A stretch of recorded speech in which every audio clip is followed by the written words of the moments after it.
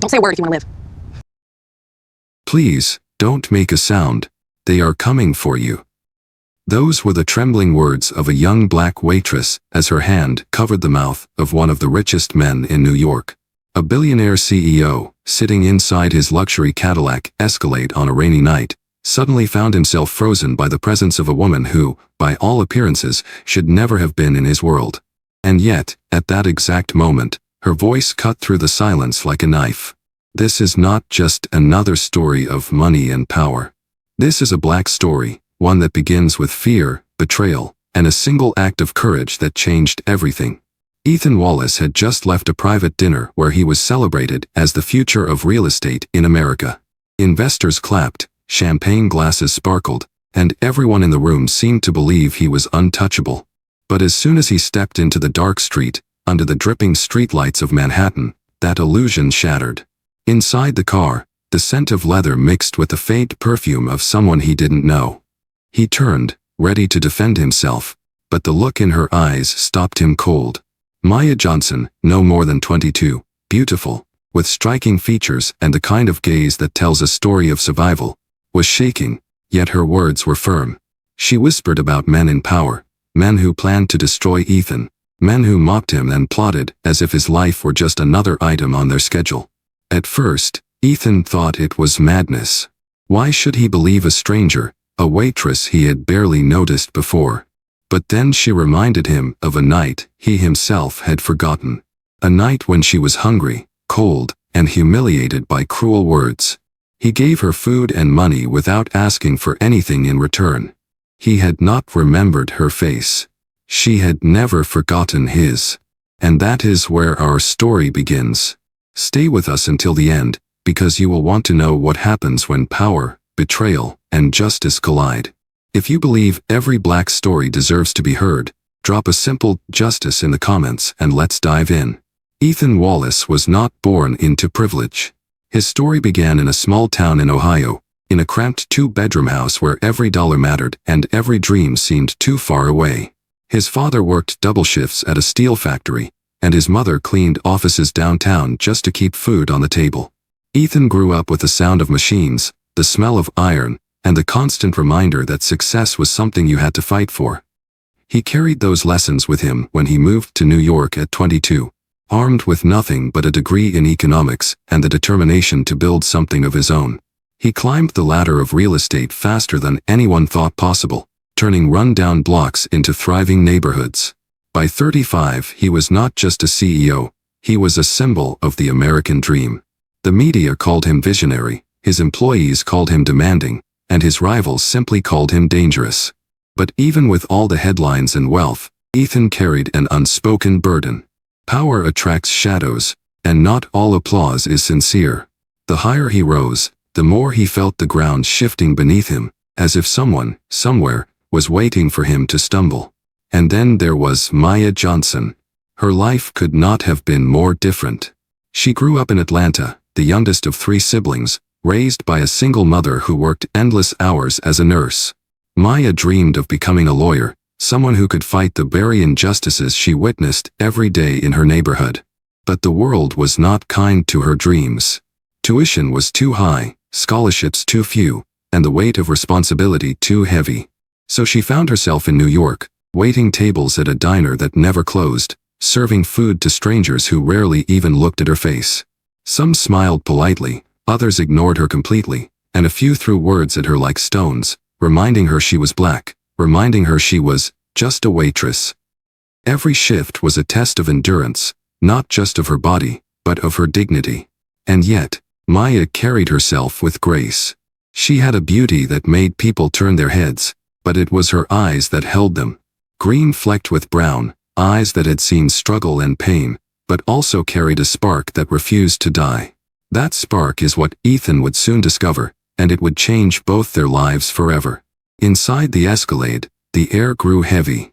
The hum of the city seemed distant, muffled by the rain striking the windshield in steady rhythms. Ethan gripped the steering wheel, his pulse pounding as he stared into the rearview mirror at Maya. She was crouched low in the back seat, her hands trembling slightly, her eyes darting to the street outside as if expecting someone to appear at any second. Talk, Ethan said quietly, his voice calm but firm. Who are you, and what do you think you know about me? Maya swallowed hard. Her voice shook at first, but the words carried weight. They want to take you down, Mr. Wallace. They talk about you like you're just another deal on paper. I heard them in the back of the diner, the same booth they use every Thursday night. 3 men in suits, expensive watches, sipping whiskey as if they owned the world. And they said your name. Over and over. Ethan felt a chill crawl up his neck. My name. You're sure? I don't forget voices, Maya replied, her tone sharper now. I grew up having to remember every detail, every word people threw at me. They said you wouldn't last the week. They said you'd never see it coming. One of them laughed, said you always park under the same oak tree, like clockwork. The detail hit him like a punch. It was true. He had parked beneath that same tree for months. Only someone watching closely could have noticed. He tried to mask his alarm, but Maya saw the change in his eyes. Why should I believe you? He asked, almost to himself. Why risk sneaking into my car? For the first time, Maya's gaze softened. Because you once gave me food when I was hungry. It was raining, and I was standing outside that office tower you own on 5th Avenue. You didn't know me. You didn't ask questions. You just handed me a sandwich and a 20 and kept walking. Nobody had ever done that before, not without expecting something back. Ethan's grip on the wheel tightened. A faint memory returned, blurry but real. He remembered a young woman shivering under a broken umbrella, her eyes lowered as she asked strangers for help. He had been late for a meeting, but something made him stop. He never thought about it again, until now. Her voice broke the silence once more. That's why I'm here. Because nobody else will tell you the truth. And if I stay silent, they will win. Ethan's knuckles whitened on the steering wheel as Maya's words echoed in his ears. For a long moment, the only sound was the rhythmic thud of rain against the glass. Then, suddenly, she tensed. Her eyes widened, fixed on something beyond the windshield. He's here, she whispered. Ethan followed her gaze. At first, the street looked empty, painted in streaks of yellow light from a flickering street lamp. But then he saw him. A tall man in a long black coat stood across the street, perfectly still, his face shadowed beneath the brim of a hat. He wasn't moving, wasn't smoking, wasn't scrolling through a phone. He was just watching. The hair on the back of Ethan's neck rose. He leaned forward slightly, trying to catch more detail, but the man didn't flinch. His presence was enough to make the air inside the SUV feel suffocating. Maya's voice trembled, but her words were steady. He followed me from the diner. I saw him in the reflection of the glass door when I left. He's not just some random guy waiting for a cab. He's one of them. Ethan's logical side wanted to push back. Maybe it was coincidence. Maybe the stranger was just a passerby. But deep inside, he knew better. Men like that didn't just stand in the rain for nothing. Stay down, Ethan muttered, shifting the gear. The Escalade's engine came alive with a low growl. He kept his eyes locked on the rearview mirror as he pulled away from the curb. The figure didn't move. He just stood there, head slightly tilted, as if memorizing the license plate, as if claiming the street as his territory. The SUV rolled forward, tires hissing on wet asphalt. For a moment, Ethan allowed himself to breathe, but Maya wasn't convinced. She twisted in her seat, peering through the rear window. He's still there, she said softly. He's not chasing us. He doesn't need to. Just watching is enough to tell us he knows. Ethan felt a knot tighten in his stomach. He had faced rivals in boardrooms, seen men lie with a handshake and a smile. But this was different. This was raw. This was the kind of threat you couldn't counter with contracts or lawyers. The rain blurred the city outside, but the image of that man burned sharp in Ethan's mind. Silent, patient, like a hunter who already knew where his prey would run. And for the first time in years, Ethan Wallace realized he was the one being hunted. The city lights blurred as Ethan steered the Escalade through slick streets, his mind racing faster than the tires on the asphalt. The shadowy figure outside was disturbing, but what Maya said next cut even deeper than the stare of a stranger. "I know their names," she whispered, leaning forward from the back seat. Her voice was steady now, sharper, as though speaking the truth gave her strength. "Richard Cole. Amanda Lewis." Ethan's grip on the wheel faltered. He nearly slammed the brakes in the middle of the road. "What did you just say?" Maya's gaze held his in the mirror. "I heard them. In the booth at the diner. They were the ones laughing about you, about how easy it would be. They weren't hiding. They thought no one was listening. But I was." Ethan's chest tightened. Richard Cole wasn't just his chief operating officer. He was his college roommate, the man he once called brother. They had shared dorm rooms, late-night pizzas, and the dream of one day making it big. Together, they built Wallace Real Estate into a giant. If there was one person Ethan thought he could trust with his life's work, it was Richard. And Amanda Lewis.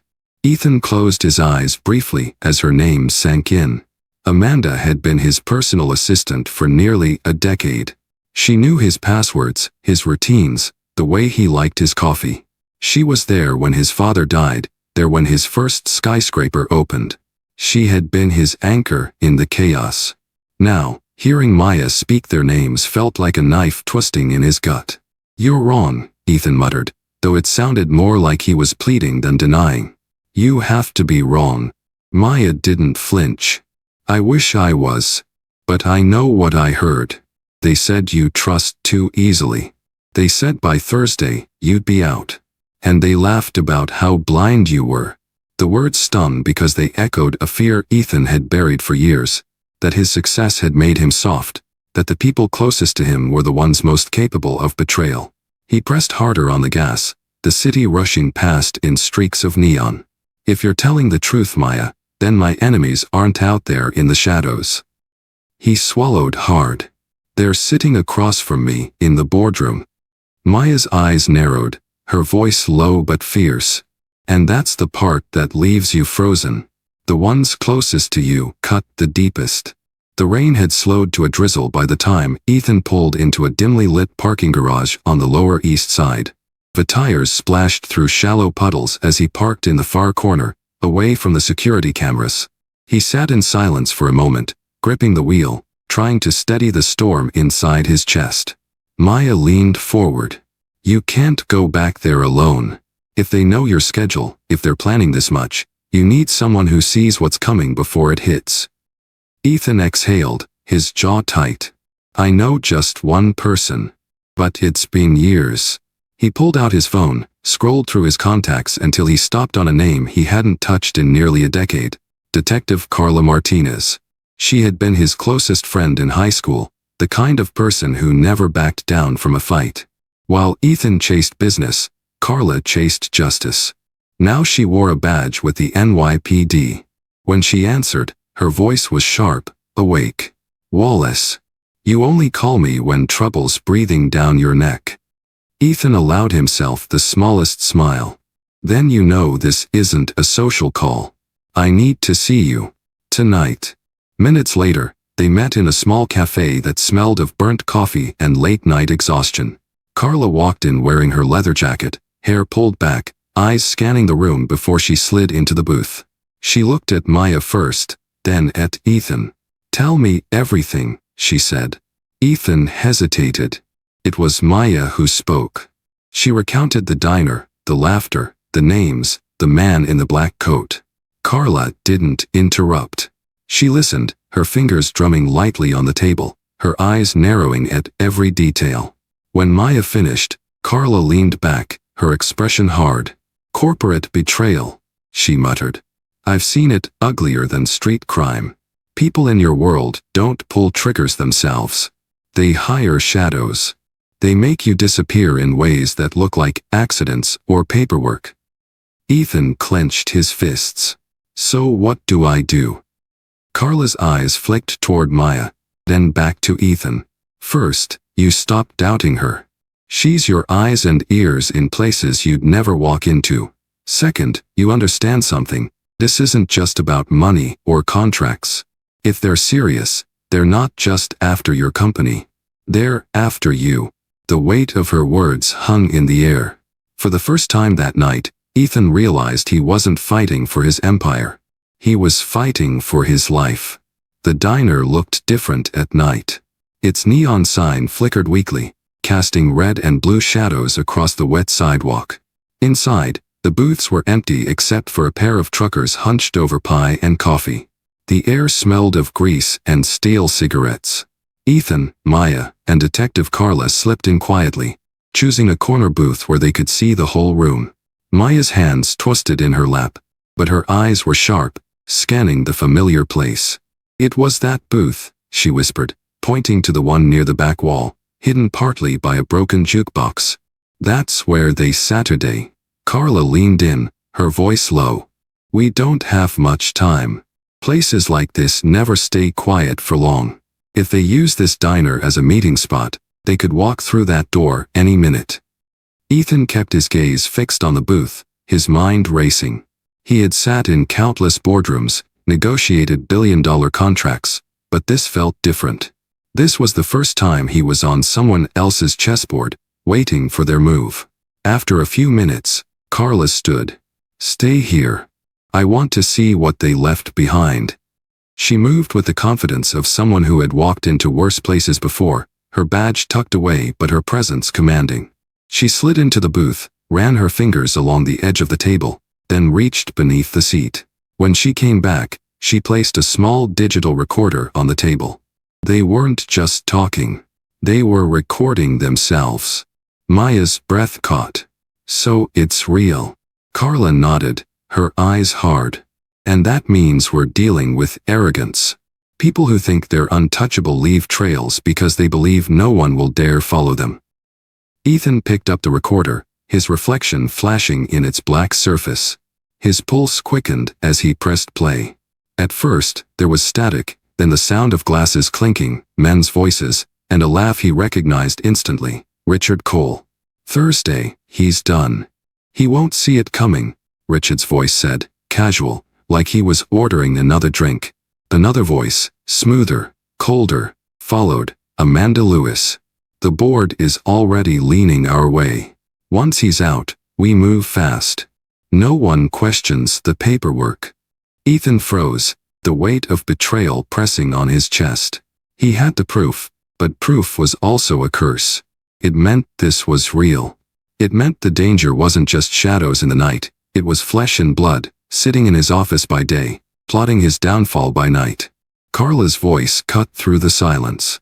"Now we know. But knowledge makes us targets. We need to move before they realize someone's listening." Ethan looked at Maya, then back at Carla. For the first time, he wasn't sure if survival meant fighting back or running. The following evening, Ethan walked into a private steakhouse on Park Avenue, the kind of place where politicians and CEOs shook hands over rare cuts of beef and vintage Cabernet. The maitre d' greeted him with a polished smile, but his eyes betrayed curiosity. Everyone in that room knew power when it walked through the door. Richard Cole was already seated at a corner table, his tie loosened, his glass half empty. Amanda Lewis sat beside him, her posture perfect, her notebook open as if they were in a boardroom instead of a restaurant. When Ethan approached, Richard stood with his trademark grin, wide and practiced. "Ethan," Richard said warmly, pulling him into a hug. "You've been scarce. Thought you forgot about your old friends." Ethan returned the embrace, but his jaw tightened. Behind Richard's charm, he heard the echo of that recording. "Thursday, he's done. He won't see it coming." Amanda gave a small nod. "Mr. Wallace," she said, her tone smooth as silk. "I've updated the agenda for tomorrow's board session. Everything is lined up." Ethan slid into his seat, his face calm, his voice controlled. "Perfect. I like when things are predictable." For a moment, silence stretched between them, filled only by the clatter of silverware from nearby tables. Ethan leaned back, letting his gaze linger on each of them. He saw Richard's restless confidence, Amanda's icy composure, the subtle ways they controlled the air around him. To anyone else, this was just dinner. But to Ethan, it was a battlefield without raised voices or slammed fists. Richard lifted his glass. "To the future," he said. Ethan raised his own, forcing a smile. "Yes, to the future." Their glasses touched, the sound sharp and deliberate. Maya sat at the bar a few tables away, dressed in a borrowed blazer, pretending to scroll through her phone. Her eyes never left the trio. Beside her, Detective Carla stirred a cup of coffee, her badge hidden but her instincts alive. Ethan placed his glass down slowly. "Tell me, Richard," he said, his tone almost casual. "You ever think about what loyalty really costs?" Richard's grin faltered for just a second. Amanda's pen stopped mid-note. Ethan's smile didn't reach his eyes. "Funny thing about betrayal. It always tastes better when you don't see it coming." The table went quiet. The steakhouse buzzed with conversation, but at that corner, every word carried the weight of war. Thursday evening arrived like a storm waiting to break. The boardroom on the top floor of Wallace Real Estate gleamed with polished wood and glass, its long mahogany table lined with the most powerful investors in the city. The skyline of Manhattan stretched out behind them, glowing under a misty drizzle, but the tension inside the room was thicker than the rain. Ethan walked in wearing his navy blue suit, crisp and deliberate, as if every detail was armor. He took his place at the head of the table. Across from him sat Richard Cole, confident as ever, and Amanda Lewis, who shuffled her papers with surgical precision. To the other directors, it looked like business as usual. But Ethan knew better. Richard was the first to speak, his voice warm, almost paternal. "Gentlemen and ladies, we're here to discuss the future. Wallace Real Estate is bigger than any one man. It's time we prepare for leadership that ensures long-term stability." Murmurs of agreement rippled around the table. Amanda slid packets of documents down the polished surface. "Inside, you'll find the transition plan. The vote is scheduled tonight. Efficiency demands decisiveness." Ethan let the silence hang for a beat before leaning forward. "Before we rush into any transition, I think the board deserves clarity. Transparency." His words were calm, but his eyes were sharp. Richard chuckled. "Ethan, no need for drama. This is business." Ethan pressed a button on a small device resting beside him. Suddenly, the room filled with static, followed by voices, clear, undeniable. Richard's laugh echoed first. "Thursday he's done. He won't see it coming." Then Amanda's cold tone, "The board is already leaning our way. Once he's out, we move fast. No one questions the paperwork." Gasps erupted around the table. Chairs shifted. Eyes darted toward Richard and Amanda, whose faces drained of color. "That," Ethan said evenly, "is not business. That is betrayal." Amanda's voice shook as she tried to respond. This is out of context. Fabricated." But Carla Martinez stepped into the room from the side door, her badge in hand. "The recording is authentic. And I have additional documentation collected from their private meetings." She laid a folder on the table. The silence was suffocating. One of the senior board members finally spoke. "This changes everything. Effective immediately, Richard Cole and Amanda Lewis are suspended pending investigation." Richard slammed his fist against the table, but Amanda's hand on his arm pulled him back. Their eyes burned with quiet fury as security entered to escort them out. Ethan didn't move. He simply adjusted his tie and looked at the rest of the board.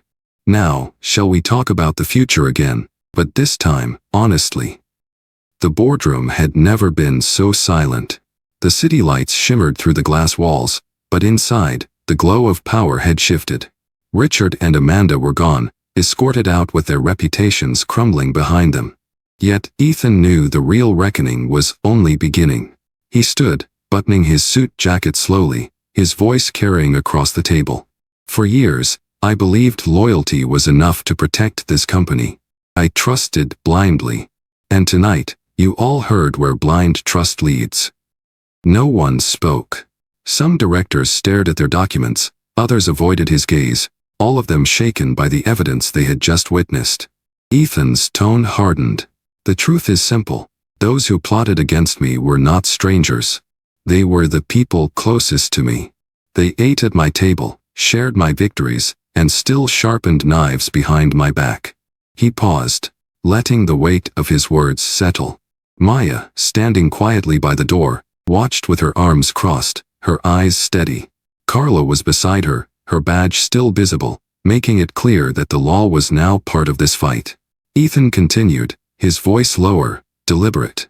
You may wonder why a young waitress ended up being the one to expose this betrayal. Because the people at this table were too comfortable, too distracted by profits to notice the rot growing underneath. It took someone outside this world to see the truth.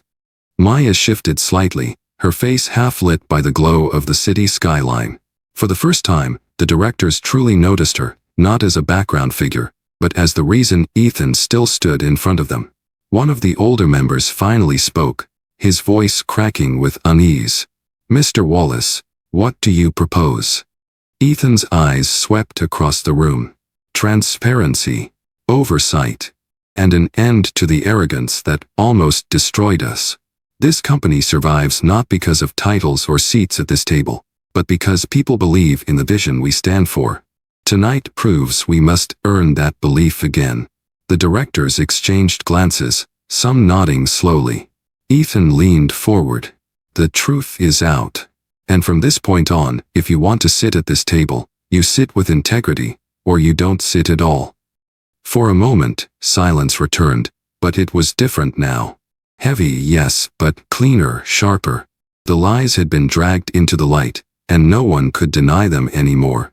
Maya exhaled, her shoulders easing just slightly. For the first time, Ethan allowed himself a thought he hadn't dared all week. Maybe, just maybe, he could still win.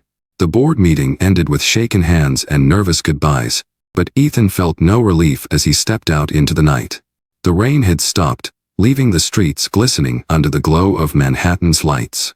The city was alive with honking cabs and rushing pedestrians, but for Ethan, every shadow looked like a threat waiting to move. Maya walked beside him, silent but alert, her eyes scanning every corner. Carla followed close, her hand never far from her jacket where her badge and her weapon rested. You did it, Maya finally said, her voice soft. You exposed them. Ethan nodded, but his expression remained hard. Exposure doesn't erase desperation. Richard and Amanda lost everything in a single night. People like that don't just disappear quietly. Carla glanced around the street, her instincts sharp. He's right. When the powerful fall, they grab at anything left to hold. That's when they're most dangerous. They reached the Escalade, its black frame gleaming beneath a street lamp. Ethan opened the driver's door when Maya froze. Her eyes locked on a single detail, the same man in the black coat, standing half a block away. He hadn't moved closer. He didn't need to. His stance was patient, his head tilted slightly as if amused, as if everything that had happened inside the boardroom had played out exactly as he expected. That's him, Maya whispered. The one from the diner. The one who followed us. Ethan's pulse quickened, but he forced his voice steady. You're sure? I'll never forget that face, she replied firmly. Carla narrowed her eyes. He's not just muscle. He's a messenger. Whoever he works for isn't finished with you. The man raised a hand slowly, almost like a wave, though it felt more like a warning. Then, without a word, he stepped back into the shadows of the alley and disappeared as if the city swallowed him whole. Ethan gripped the steering wheel, his reflection staring back at him from the glossy hood. They're not done. That was their way of telling me the game isn't over. Maya leaned closer, her voice steady despite the fear in her eyes. Then we don't stop either. You survived tonight, Ethan. But survival isn't the same as safety.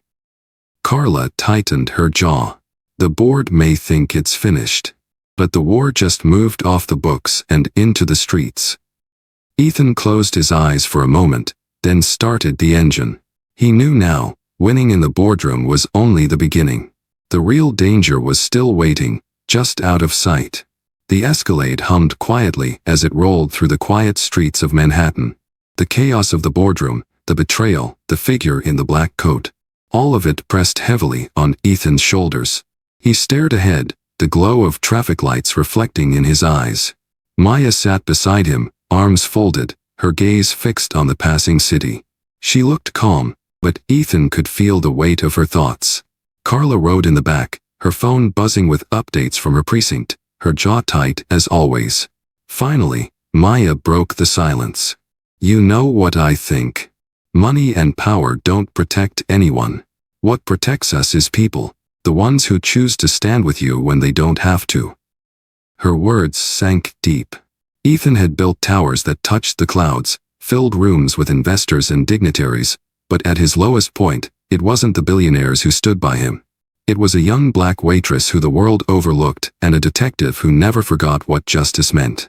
He realized then that loyalty doesn't come from contracts or signatures. It comes from character. From the courage to stand up when it's easier to walk away. Ethan glanced at Maya. You saved my life. Not just from them. From myself. I almost lost everything because I thought I could do it all alone. She gave him a small smile. You don't have to thank me. Just don't forget me. Carla leaned forward, her voice firm but softer than usual. The fight isn't over, Ethan. But tonight proved something. Truth always finds its way through the cracks. No matter how powerful the lie, it can't last forever. The SUV slowed as they neared Ethan's penthouse. The city stretched around them, glowing and alive. Ethan drew a breath, his chest lighter than it had been in weeks. He didn't know what tomorrow would bring, but he knew one thing. He wasn't facing it alone. And that was enough. As the story closes, let me leave you with this. Life will test you with betrayal, with shadows, with people who smile while plotting your downfall. But the measure of strength isn't how much you own, it's who still stands with you when the lights go out. So if you're still here, type the word strength in the comments. That way I'll know you stayed with this black story all the way through. Don't forget to like this video, subscribe, and turn on the bell, because the next story might just leave you frozen too.